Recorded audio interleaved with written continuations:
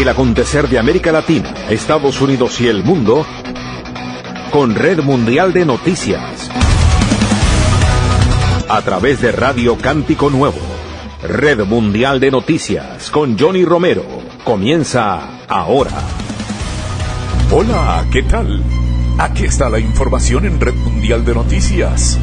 Aquí están los titulares de las más importantes noticias ocurridas en el mundo hasta este momento. Cae el número de excarcelaciones en Venezuela, dicen ONGs, pese a que aún hay más de 500 presos políticos. Petro admitió contacto de funcionarios de su gobierno con Papá Pitufo. Eran para traer a Marina a Colombia. Guatemala mantiene estado de prevención en varias provincias para combatir el crimen. Díaz-Canel se reúne con congresistas de Estados Unidos y denuncia el daño criminal provocado por el gobierno de Trump. Detienen en el suroeste de México a hombre requerido por Estados Unidos por tráfico de personas. ICE arresta a la esposa de militar estadounidense pocos días después de casarse. Trump insiste en sus amenazas pero mantiene la incertidumbre a un día del plazo a Irán. Aquí están las noticias. Washington. El presidente de Estados Unidos, Donald Trump, insistió en sus amenazas contra Teherán, aunque volvió a enviar mensajes contradictorios sobre la guerra contra Irán y mantuvo la incertidumbre horas antes de que venza el ultimátum lanzado al país persa para alcanzar un acuerdo. No puedo decirte, no lo sé, respondió Trump a los periodistas cuando fue consultado en la Casa Blanca sobre su próxima decisión en la contienda, después de que en la última semana haya dicho que está llegando a su fin y luego se haya contradicho asegurando que va a bombardear a la nación islámica hasta llevarla a la edad de piedra. Posteriormente el mandatario fue consultado sobre las propuestas de paz que se han planteado desde Irán y respondió diciendo: tengo el mejor plan de todos, pero no les diré cuál es. La última contraoferta de Teherán, transmitida a través de Pakistán, consta de 10 puntos, entre los que se encuentra el fin de las hostilidades en la región, un protocolo de paso seguro por el estrecho de Hormuz, que Irán mantiene parcialmente cerrado tras el arranque de la guerra y el levantamiento de sanciones de acuerdo con la agencia oficial del país. Trump sí arrojó algo más de luz al comentar que esa propuesta iraní es un paso significativo, aunque apuntó que aún no está a la altura de sus exigencias. En todo caso, en el día 38 de la guerra, Trump siguió mezclando amenazas y respuestas aparentemente inconexas sobre la operación Furia Épica. De hecho, no quiso dar detalles sobre un posible alto al fuego. Puedo decirles que tenemos un participante activo y dispuesto en la otra parte. ¿Les gustaría poder llegar a un acuerdo? No puedo decir nada más al respecto, advirtió. Pese a admitir que existen negociaciones de buena fe por parte de Irán, Trump no dudó en insistir en sus amenazas contra Irán y advirtió una vez más que el martes podría atacar centrales eléctricas y otras infraestructuras estratégicas si Teherán no abre el estrecho de Hormuz. Trump extendió el fin de semana en 24 horas el plazo, hasta las 20 horas del día martes de Washington, para que Irán reabra el Hormuz. Hoy subrayó que Irán tiene hasta mañana a las 20 horas y después de eso no tendrían puentes ni tendrán centrales eléctricas. Tenemos que llegar a un acuerdo que sea aceptable para mí, y parte de ese acuerdo incluiría la libre circulación del petróleo por el estrecho de Hormuz, aseguró en una rueda de prensa. Nueva York. Un soldado estadounidense y su esposa se disponían a iniciar su vida como recién casados, pero sus planes fueron interrumpidos cuando agentes de inmigración llegaron a la base militar en Luisiana, donde la pareja hacía los trámites para que ella pudiera mudarse con él, y arrestaron a la joven de 22 años, que ahora enfrenta la deportación. Annie Ramos, estudiante universitaria de bioquímica, sin antecedentes penales, fue traída de pequeña desde Honduras a Estados Unidos, y recién se había casado con el sargento Matthew Blank, de 23 años, cuando el pasado fin de semana fueron separados por los agentes de inmigración, cuando intentaban completar los trámites que le permitirían a ella mudarse a la base, según relata el diario The New York Times. Indica además que Blanc, que hace más de 5 años está en el ejército, está asignado a una brigada de Fort Polk, Luisiana, que comenzará su entrenamiento a finales de mes para su despliegue. Nuestro plan era ir en coche hasta allí, llevarla a la oficina para que obtuviera su identificación militar y activara sus beneficios como cónyuge del militar. Iba a mudarse después del fin de semana de Pascua. En cambio me la arrebataron, dijo el soldado al New York Times. Antes de que se casaran a finales de marzo en Houston, Texas, donde ella creció, la pareja había contratado a un abogado para iniciar el proceso que otorgaría a Ramos su residencia legal conocida como tarjeta verde. El diario destaca que, según expertos, inmigrantes con una orden de deportación al momento de casarse con un ciudadano, a menudo emitida cuando eran niños, no suelen ser detenidos y pueden regularizar su estatus migratorio. Sin embargo, Ramos está ahora en el centro de detención de Basile, en Luisiana, con otras mujeres que serán deportadas, luego de que personal de la base llamara al Departamento de Seguridad Nacional, tras conocer que no tenía tarjeta de residencia. Cuando Ramos tenía 22 meses fue emitida una orden de deportación en ausencia, cuando su familia no se presentó a una audiencia del Tribunal de Inmigración. De acuerdo con la abogada de inmigración Margaret Stock, teniente coronel retirada de la Reserva del Ejército y autora del libro Derecho de Inmigración y las Fuerzas Armadas, Ramos no hubiese sido detenida si la administración del presidente Donald Trump no hubiese puesto en marcha su agresiva política de arrestos y deportaciones. Stock dijo además al diario que previo a la política migratoria de Trump, los militares habrían permitido a Ramos obtener su identificación militar y les habrían recordado que presentarán sus documentos de inmigración. El Departamento de Seguridad Nacional indicó por su parte que Ramos fue arrestada después de intentar entrar a una base militar y recordó que ella no tiene estatus legal para estar en Estados Unidos y que existe una orden de deportación. Crecí aquí como cualquier estadounidense. Esto es todo lo que sé. Mi esposo y mi familia están aquí, dijo el diario en una llamada desde el centro de detención, en el que su esposo acudió con un formulario para solicitar la tarjeta de residencia que Ramos debe firmar, pero le prohibieron entrar al lugar. Ciudad de México. Autoridades mexicanas informaron hoy de la detención en Quintana Roo, en el suroeste, de Remigio Valdés Lao, quien fue identificado como operador y financiero del grupo delictivo Mafia Cubano y cuenta con una orden de extradición hacia Estados Unidos por tráfico de personas y delincuencia organizada.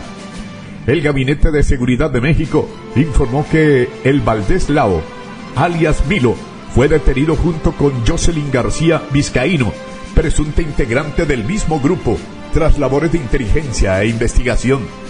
El arresto ocurrió en el fraccionamiento residencial Arbolada del municipio de Benito Juárez, donde los agentes de seguridad detuvieron a ambas personas y tras realizar una inspección de seguridad se aseguraron 38 dosis de marihuana y una camioneta color gris, según un comunicado. Las autoridades informaron que tras verificar su identidad, Remigio N. fue trasladado vía aérea a la Ciudad de México para continuar con el proceso de extradición. En el operativo participaron elementos de la Secretaría de Marina, SEMAR, de Seguridad y Protección Ciudadana, de Defensa Nacional, junto con la Guardia Nacional y la Secretaría de Seguridad Ciudadana del Estado. Desde febrero de 2025 hasta el pasado 23 de marzo, último reporte del Gobierno de México, gracias a la Operación Frontera Norte, acordada con Donald Trump para evitar aranceles a México, se han detenido a 12.775 personas y se han confiscado 133.6 toneladas de drogas, entre ellas casi 607 kilogramos de fentanilo. Ciudad de México. El 70% de los mexicanos, 7 de cada 10, aprueban la gestión de la presidenta de México, Claudia Sheinbaum, según la encuesta mensual del diario El Financiero, que mostró un aumento importante en la percepción de la inseguridad pública como el principal problema del país. De acuerdo con el sondeo difundido hoy, el nivel de aprobación es 2 puntos menor que el que obtuvo en febrero y 15 puntos menos que en febrero de 2025, que tenía el 85%, cuando tuvo la calificación más elevada desde que inició su administración el 1 de octubre de 2024. Mientras que la desaprobación alcanza el 29%, un punto porcentual más que en febrero y 14 puntos más de lo que obtuvo en los meses de enero, febrero y marzo de 2025, cuando la desaprobaron el 15% de los encuestados. De acuerdo con la encuesta, el porcentaje de personas que señala a la inseguridad como principal problema del país subió 19 puntos de febrero a marzo, al pasar del 60% al 79%. En contraste, la proporción de menciones sobre corrupción disminuyó, pasó de 24% en enero y 15% en febrero a 5% en marzo. En el sondeo realizado a 800 mexicanos, el 53% consideró que la presidenta está manejando muy bien o bien la economía, mientras que el 42% afirmó que está mal o muy mal este rubro. Esto pese a la situación internacional y el conflicto en Irán. Ciudad de México. La Suprema Corte de Justicia de la Nación de México avaló el bloqueo de cuentas bancarias por la Unidad de Inteligencia Financiera, UIF, de la Secretaría de Hacienda y Crédito Público, como una medida para prevenir el uso de dinero de origen ilegal, sin una petición judicial o de una autoridad extranjera. Los ministros de la Corte Mexicana validaron el procedimiento que regula el bloqueo de cuentas y los mecanismos de defensa de las personas afectadas provistos en la Ley de Instituciones de Crédito. La mayoría de los ministros de la Secretaría consideró que este bloqueo no es un castigo penal, sino una medida preventiva para evitar que el dinero sospechoso se mueva mientras se revisa el caso. Ciudad de México. El Instituto Nacional de Antropología e Historia, INAH, recibió por parte de la Consultoría Jurídica de la Secretaría de Relaciones Exteriores un lote de piezas históricas y arqueológicas pertenecientes al patrimonio cultural de la nación mexicana, que fueron entregadas al país por las autoridades de Estados Unidos, Canadá, Francia y Argentina. La secretaria de Cultura Federal, Claudia Curiel de Icaza, señaló que la repatriación de estos bienes es resultado de un trabajo constante de la cooperación entre instituciones y de una acción sostenida del Estado mexicano en el ámbito internacional. Cada objeto recuperado significa una parte de la historia de nuestro país que vuelve para ser estudiada, resguardada y reconocida en su verdadero contexto, agregó. Se trata de 157 piezas de carácter arqueológico, elaboradas principalmente en cerámicas, y 3 históricas, las cuales fueron dictaminadas por expertos de la Dirección de Registro Público de la INAH y corresponden a diferentes áreas culturales como el Altiplano Central, Occidente, Bajío y la zona Maya. Sus temporalidades van del periodo preclásico mesoamericano, 2500 a.C. y 200 después de Cristo, hasta la época virreinal. El consultor jurídico de la Cancillería, Pablo Arrocha Olaboenaga, señaló que la mayor parte de estos elementos fueron restituidos de manera voluntaria por particulares, pero también se incluyen piezas recuperadas gracias a la cooperación con autoridades judiciales extranjeras. Todos vuelven a territorio nacional gracias a las gestiones diplomáticas de México en Estados Unidos, Canadá, Argentina y Francia. Ciudad de Panamá. Al menos una persona murió y otras 2 resultaron heridas tras el incendio de varios camiones de combustible en la parte inferior de las estructuras del Puente de las Américas, el más antiguo del que cruzan el Canal del Panamá, en el lado del Pacífico, provocando su cierre. De acuerdo con los reportes preliminares, el incendio en al menos 2 camiones cisternas desencadenó una situación de emergencia por la cercanía de varios depósitos de combustible. El siniestro, que fue controlado por unidades del Benemérito Cuerpo de Bomberos de la República de Panamá, dejó un saldo de 1 muerto y 2 bomberos heridos con quemaduras leves.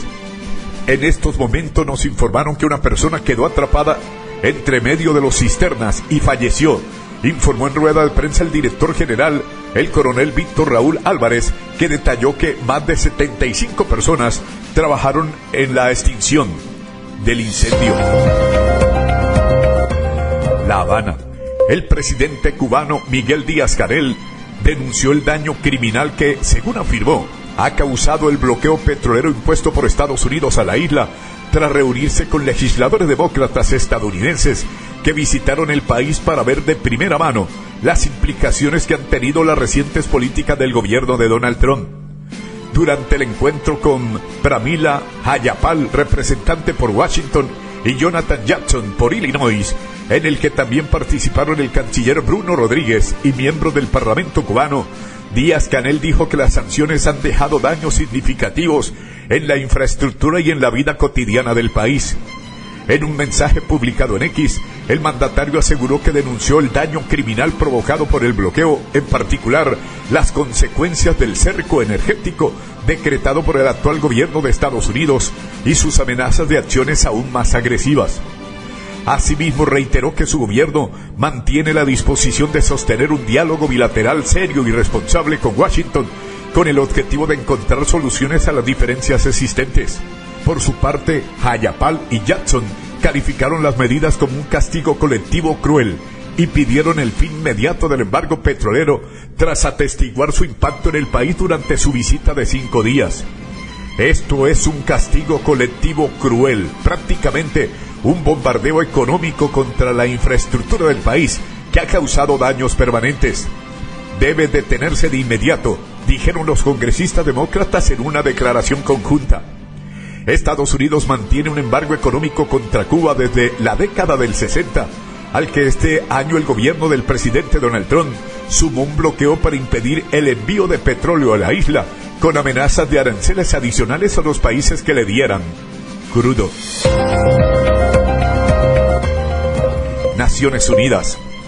La falta de combustible que atraviesa Cuba impide que se distribuyan $6.300.000 en productos humanitarios esenciales, según alertó Francisco Pichón, coordinador residente de la ONU para Cuba. Tengo conocimiento de que unos 170 contenedores de productos humanitarios esenciales que ya han llegado a Cuba, lo que supone unos $6,3 millones, no están llegando a los beneficiarios debido a la escasez de combustible, declaró Pichón en la rueda de prensa diaria del portavoz de la ONU, Stephanie Dujarric. Según explicó, la misión de la ONU en la isla está llevando a cabo un proceso de licitación para contratar a operadores privados capaces de importar combustible al país.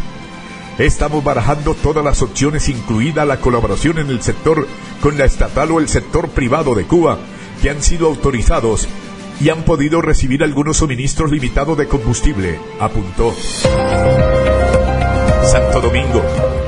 El Ministerio Público de la República Dominicana solicitó enviar a juicio a los hermanos Antonio y Maribel Espaillat, dueños de la discoteca Jet Set, cuyo techo se desplomó la madrugada del 8 de abril de 2025, causando 236 muertos y más de 100 heridos. Después de que el juez Raimundo Mejía, del primer juzgado de la instrucción del Distrito Nacional, ordenara el inicio formal de las audiencias tras 2 aplazamientos, los fiscales hicieron un resumen del documento acusatorio, que contiene 156 páginas. Durante años, los dueños del Jet Set, un símbolo del entretenimiento nocturno en Santo Domingo, realizaron obras en la infraestructura sin notificarlo a ninguna institución, por lo que no hay registro de inspecciones de los procesos de remodelación de dicha edificación, lo que constituye una inobservancia a la ley y una muestra de negligencia de parte de los mismos, informaron los fiscales. Ciudad de Guatemala.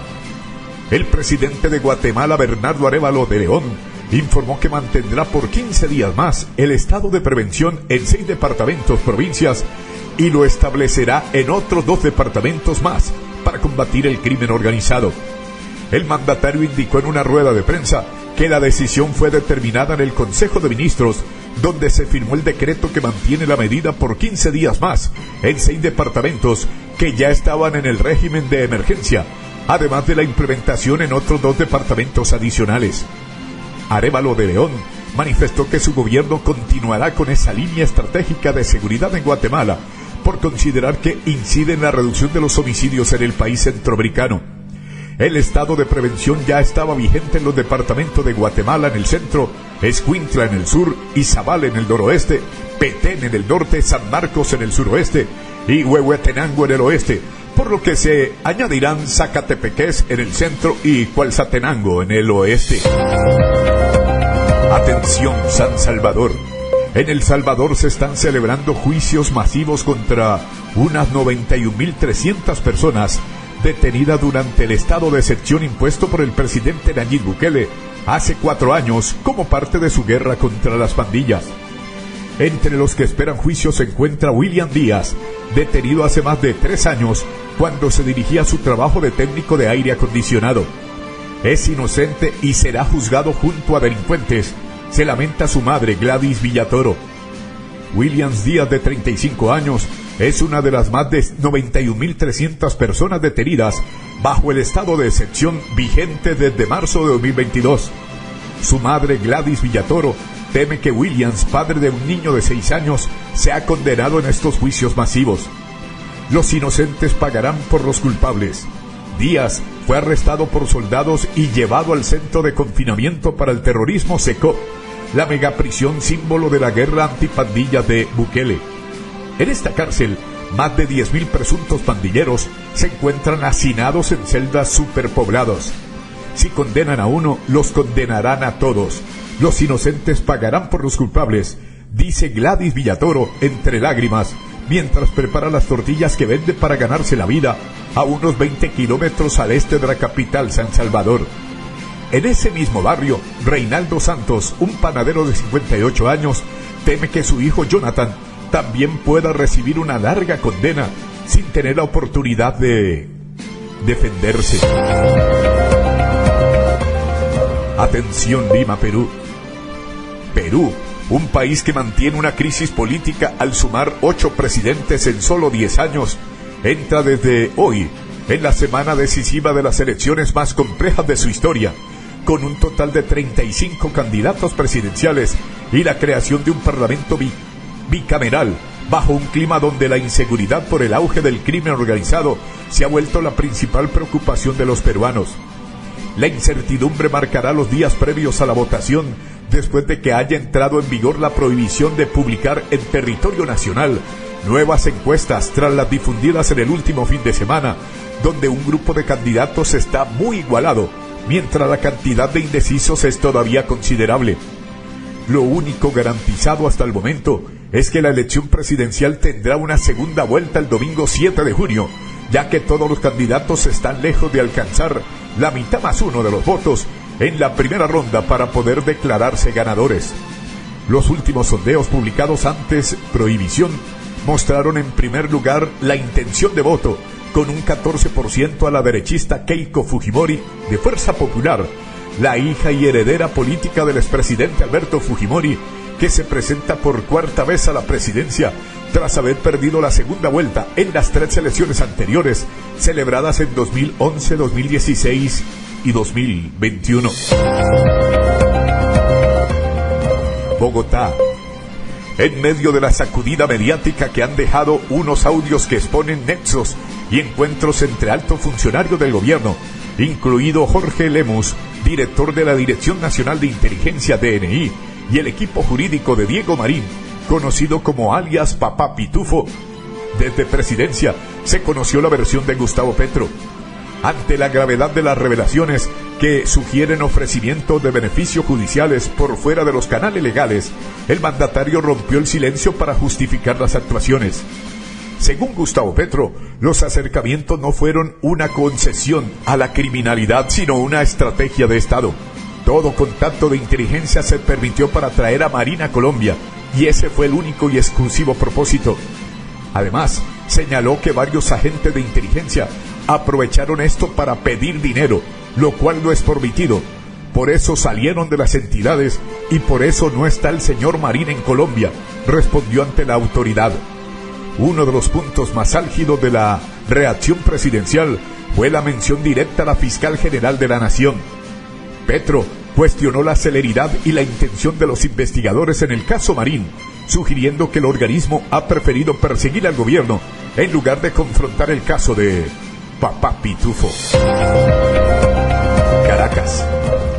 Tras 45 días de la aprobación de la ley de amnistía en Venezuela, familiares de detenidos terminaron la Semana Santa con nuevas vigilias afuera de cárceles, donde, según organizaciones de derechos humanos, cientos de presos políticos continúan tras las rejas a la espera de ser beneficiados por el proyecto que impulsó el propio chavismo.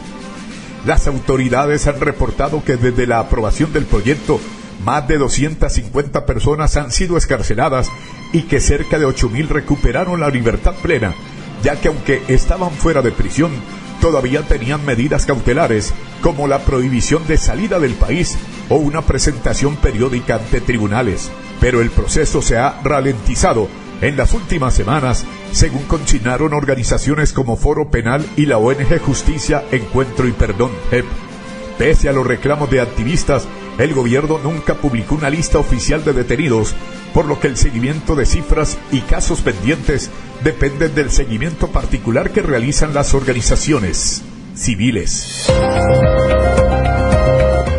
Atención, Caracas. El ministro del Interior y Justicia de Venezuela, Diosdado Cabello, quien también lidera la Secretaría General del gobernante Partido Socialista Unido Venezolano, PETSU, ha manifestado que el presidente Nicolás Maduro y su mujer Silvia Flores regresarán más tarde que temprano al país, tras su captura el pasado enero por parte de las Fuerzas Especiales estadounidenses. Le enviamos un saludo a nuestras palabras de aliento a nuestros compañeros Nicolás Maduro, presidente constitucional, y a Silvia Flores, ha expresado el jerarca venezolano en una rueda de prensa retransmitida por la cadena estatal BTV, en la cual ha querido mandar al presidente y su esposa todo su respeto y cariño. A renglón seguido, el dirigente chavista ha augurado que más pronto que tarde ambos estarán de vuelta junto a su pueblo, junto a su partido, junto a su patria. Por otra parte, para este próximo 9 de abril, el secretario general del PETSU ha convocado una gran movilización por la paz de Venezuela en todo el territorio nacional. La misma coincide en fecha con la convocada previamente por trabajadores y estudiantes de la Universidad Central de Venezuela en aras de reivindicar mejoras salariales. Amigos oyentes, por el día de hoy llegamos al final de Red Mundial de Noticias. Mi amigo personal Federico Santiago y Johnny Romero les acompañamos. Les invitamos mañana a nuestra emisión diaria de noticias. Que el Señor les bendiga. Hasta pronto. Bye.